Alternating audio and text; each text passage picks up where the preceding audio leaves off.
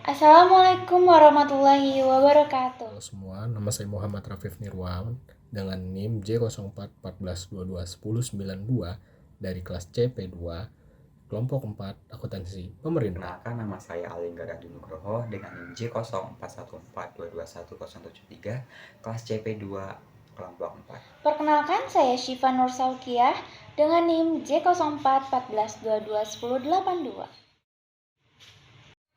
Di sini saya akan membawakan materi tentang keuangan negara, yaitu keuangan negara merupakan bagian penting dalam pelaksanaan pembangunan negara.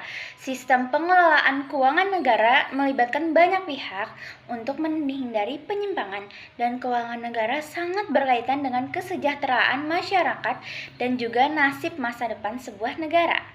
Untuk pengertian lebih lanjutnya, keuangan negara adalah semua hak dan kewajiban negara yang dapat dinilai dengan uang, serta segala sesuatu baik berupa uang maupun berupa barang yang dapat dijadikan milik negara berhubungan dengan pelaksanaan hak dan kewajiban tersebut. Pengertian tersebut tertera pada Undang-Undang Nomor 17 Tahun 2003.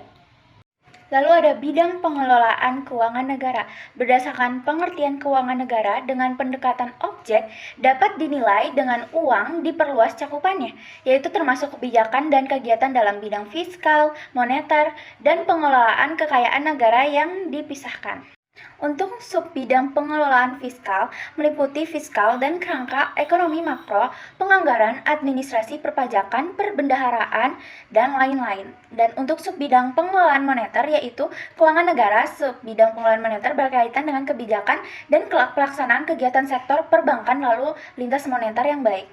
Dan yang ketiga, subbidang pengelolaan fiskal, yaitu pengelolaan kekayaan negara yang dipisahkan berkaitan dengan kebijakan dan pelaksanaan kegiatan sektor badan usaha milik negara atau daerah.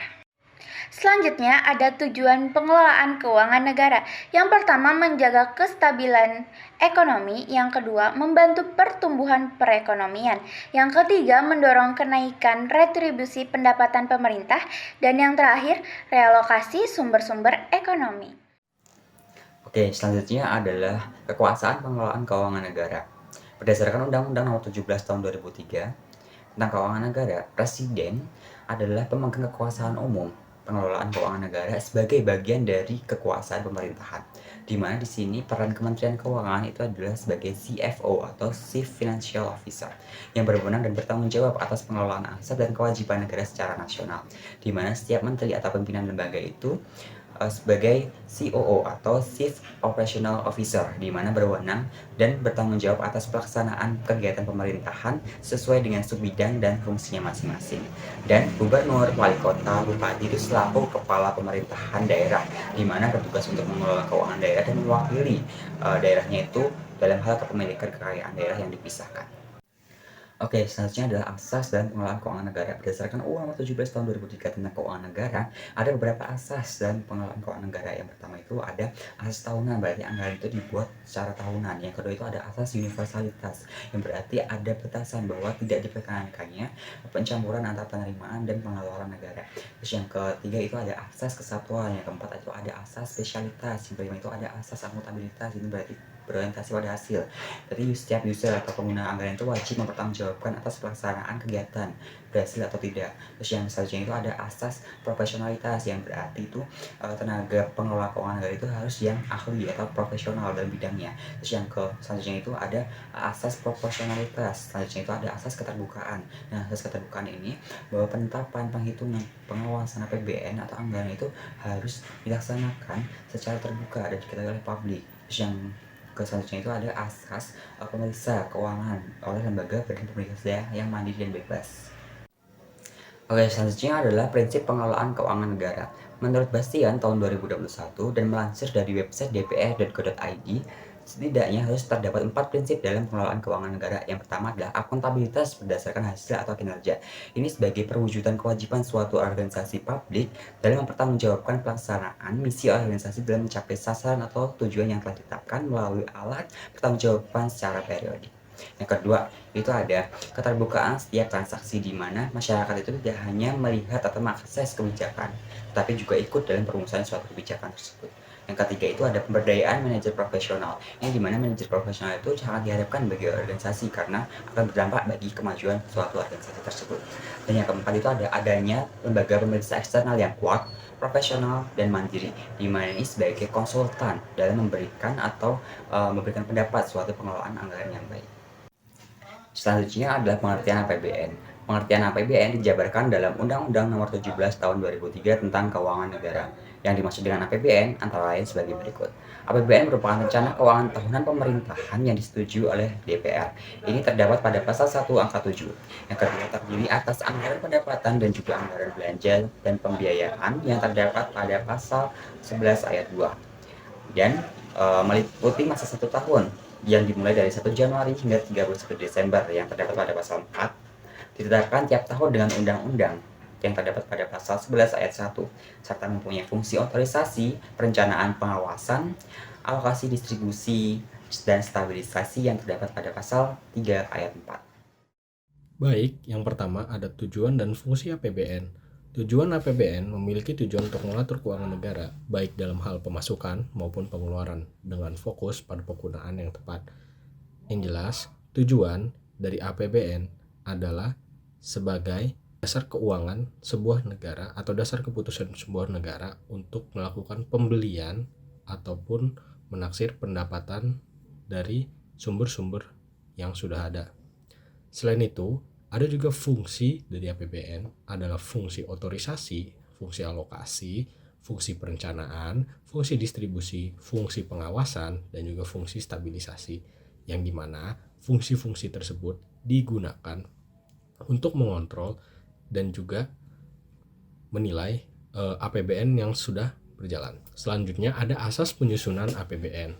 Yang pertama asas kemandirian, lalu asas penghematan dan peningkatan efisiensi, dan juga penajaman prioritas, yang dimana asas kemandirian didasarkan pada bahwasannya APBN harus berasal dari sumber mandiri Indonesia seperti pajak, pendapatan pajak, dan pendapatan sewa atau aset lain-lainnya yang diberikan oleh pemerintah dan hal-hal tersebut. Lalu penghematan dan juga peningkatan efisiensi, yang dimana penghematan digunakan agar setiap APBN yang dikeluarkan itu tepat sasaran dan juga pembangunannya berkelanjutan. Selain itu, ada juga penajaman prioritas pembangunan, yang dimana penajaman ini digunakan agar setiap kebutuhan masyarakat yang benar-benar menjadi sebuah kebutuhan atau prioritas dapat didahulukan.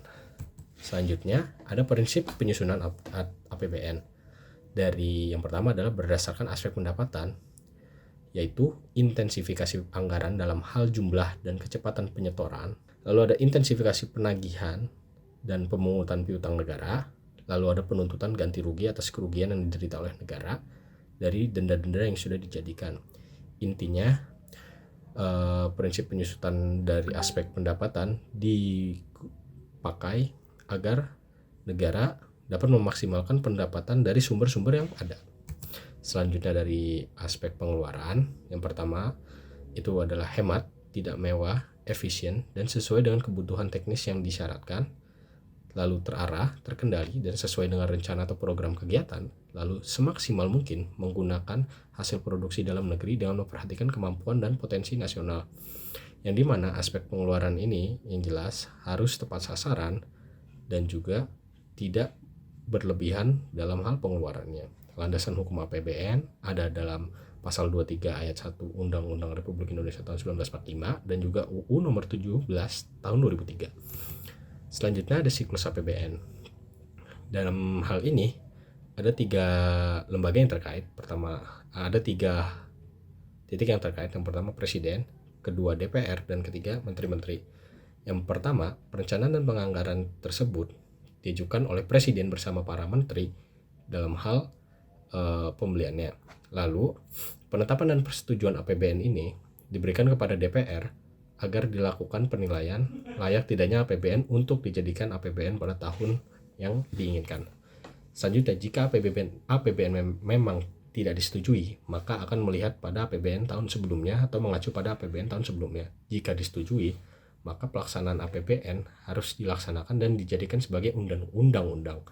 Selanjutnya adalah pelaporan dan pencatatan APBN, yang dimana hal ini berkaitan dengan keluar masuknya uang dari APBN tersebut, seperti untuk pembelian dan juga hal lain-lainnya seperti perawatan dan lain-lain. Dan terakhir ada pemeriksaan dan pertanggungjawaban APBN yang biasa berupa LPJ ataupun hal-hal lainnya yang berkaitan dengan hasil akhir dari keluar masuk ke uang-uang yang sudah diberikan dalam APBN tersebut maupun pemasukan-pemasukannya. Siklus APBN ini akan diakhiri untuk menjadi undang-undang yang akan digunakan untuk tahun tersebut atau tahun setelahnya jika APBN setelahnya tidak disetujui. Selanjutnya ada contoh kasus yaitu korupsi dana optimalisasi APBN capai 4,4 triliun. Jakarta CNN Indonesia pada Desember 2014. Penyelewengan dana optimalisasi dalam anggaran pendapatan dan belanja negara atau APBN di 15 kementerian dan lembaga disinyalir mencapai Rp 4,4 triliun. Jumlah tersebut setara dengan 16,32% dari total anggaran dana optimalisasi senilai 26,96 triliun di 32 kementerian dan lembaga. Dugaan penyelewengan tersebut ditemukan oleh KPK yang bekerja sama dengan BPKP atas kajian regulasi dan implementasi dana optimalisasi. Wakil Ketua KPK mengatakan ada beberapa modus korupsi dalam dana optimalisasi pada penyusunan APBN tersebut. Modus yang pertama, pengalokasian dana optimalisasi tidak sesuai dengan kriteria yang ditetapkan. Kedua, adanya peningkatan defisit keuangan negara pada tambahan belanja negara. Selain itu, evaluasi internal terkait implementasi program sesuai rencana kerja kementerian dan lembaga tidak optimal. Indikasi penyelewengan katanya juga ditemukan karena adanya ketidaktransparan dalam penentuan dana optimalisasi, dan modus terakhir ditemukan KPK adalah tidak adanya regulasi yang jelas terkait kriteria pemanfaatan dana optimalisasi yang menyebabkan peluang terjadinya penyelewengan oleh sejumlah oknum tertentu. Pada akhirnya KPK mengusulkan adanya pengawasan yang jelas terhadap dana tambahan belanja di kementerian ataupun lembaga tersebut. Oke, berikut merupakan hasil kajian dan analisis terkait kasus penyelewengan dana APBN tahun 2014. Yang pertama itu ada pengalokasian dana optimalisasi tidak sesuai dengan kriteria yang telah ditetapkan. Hal ini tidak sesuai dengan asas akuntabilitas pada pengelolaan keuangan. Selanjutnya itu ada besaran usulan DPR, tambahan belanja tidak sesuai dengan ketentuan undang-undang. Berdasarkan pada penjelasan pasal 15 ayat 3 Undang-Undang Nomor 17 Tahun 2013 disebutkan bahwa perubahan RUU APBN dapat diusulkan DPR sepanjang tidak mengakibatkan peningkatan defisit.